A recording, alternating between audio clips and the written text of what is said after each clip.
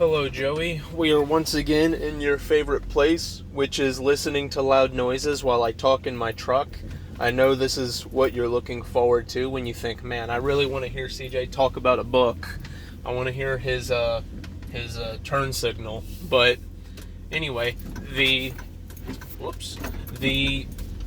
book that I am reviewing today is going to be Chase the Lion. Now, I do have I have read The Strangest Secret in the World. Well, I've listened to it multiple times now, but I'm going to cover that one next in a review. But for Chase the Lion, this is definitely going to be a book that I'm going to have to come back to multiple times because he talks about so many different things, and just not all of them immediately struck a chord with me. Not that they aren't valuable things, it's just that there was so much that some things just didn't stick with me quite as much as others. And of course I did mention it a little bit when we were speaking the other day, a portion that did speak to me, but I'll go ahead and get on with it. So, Chase the Lion is using recounting from biblical text examples of somebody putting it all on the line and having a dream bigger than they could possibly achieve realistically. So when it talks about Benaiah slaying the lion, that isn't supposed to be something that happens. It's not supposed to be something that is physically possible for a human being. But the thing is that this is one of those moments where it is an all or nothing situation where Benaiah's dream was either to be realized or to be forever lost.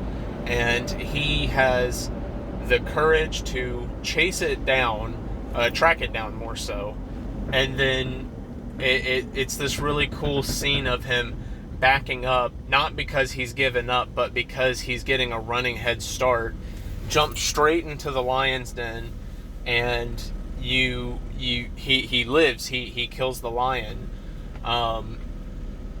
and the book is all about the glory. How do I put this?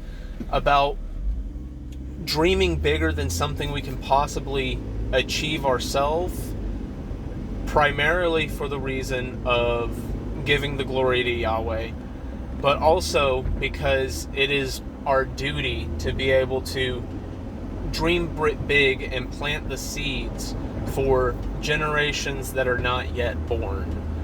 The phrase that he uses a lot in this book is the third and fourth generation, essentially talking about how we're planting the seeds for unborn millions to reap. Because the most important thing we can do in life is to give to our eventual coming generations. And so he talks about how there's a genealogy to dreams, and how something that perhaps your great-great-grandfather originally wanted, or something stemming from something he did, led to you being able to make a huge difference. And you may have not even realized that it was his dream all along, or someone even past your great-great-grandfather. Which a portion of that is something that I think about fairly frequently, which is thinking about how it's very interesting looking at any given singular point in history or happening and realizing that if just one thing was different about what happened, that it would not have transpired the same way, or it would not have transpired at all. Whether you're talking about someone being born, or somebody being in the right place at the right time, or in their mind the wrong place at the wrong time, but it ends up being the opposite of that. As he says, Yahweh is masterful at positioning us in the perfect place at the perfect time. And he gives a whole bunch of different recountings of whether it be something from the Bible or something from not necessarily recent history, but more recent than the Bible, such as Benjamin Franklin and whatnot. And it's a really interesting thing to think about. One example is Rahab. Hopefully, I'm saying her name right.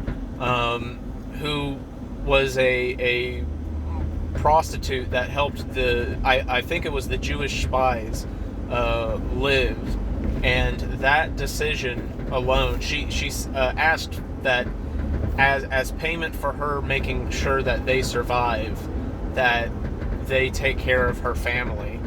But that act of kindness right there was what eventually led to, I'm sorry if I'm about to get this wrong, but I'm pretty sure this is what it was, led to King David, because he was multiple generations down from Rahab. And so that's just such a interesting thing to think about. But what confuses me is when I try to apply that to myself, because when I think about my dad's side of the family, well, I don't really know what dream based on genealogy could be passed down from my dad's side of the family. I feel like there's perhaps quite a bit more that I could garner from our side of the family, mom's side of the family. But I don't have any type of ties or connections to my dad's side anymore. And I suppose it doesn't have to come from there. But really, all that Dad had taught me, for the most part, was this is not what I want to be like.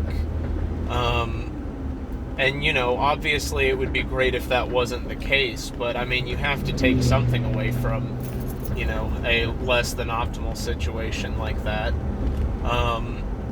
And it makes me wonder if perhaps, because something that the book talks about is that being an important part of being able to realize your own dreams is being able to serve somebody on their quest to their own dream. And I wonder if what I could do in that regard to help me better realize what it is that I was called to do here other than artwork, because I love artwork. I'm passionate about it, but I know that there has to be at least 2 or 3 extra things that I was brought here to do, other than just that. So it seems to me like I need to heed the advice of the book and try to serve somebody in the accomplishment of their dream if I see that they are passionate about it and they're passionate about it and that it is in fact a dream that is good to pursue. Say that I were to start going to church around here, and in passing conversation one of the people at a given church were to tell me about how they do like animal rehabilitation or something like on those lines. What if that is something that I should give some of my time to help somebody with, to eventually be able to realize what are those extra things other than what I currently know that I was brought here to do. Because something that I've definitely felt for a while is a intense directionlessness. And, I hate to say that, but really the last couple years of my life have been me either playing video games, me going to work, or me feeling bad because I'm like, what was I even brought to do here, man? Like, literally all I do is work and play video games and work out if I'm, being being good and all that stuff.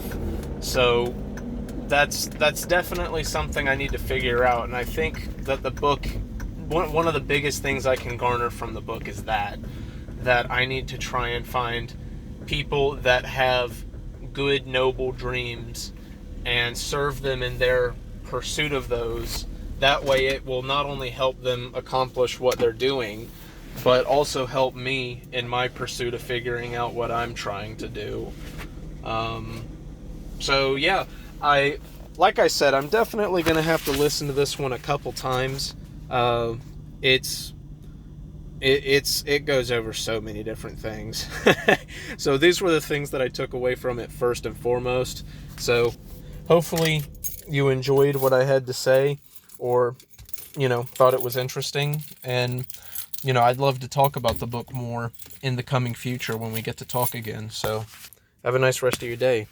Bye.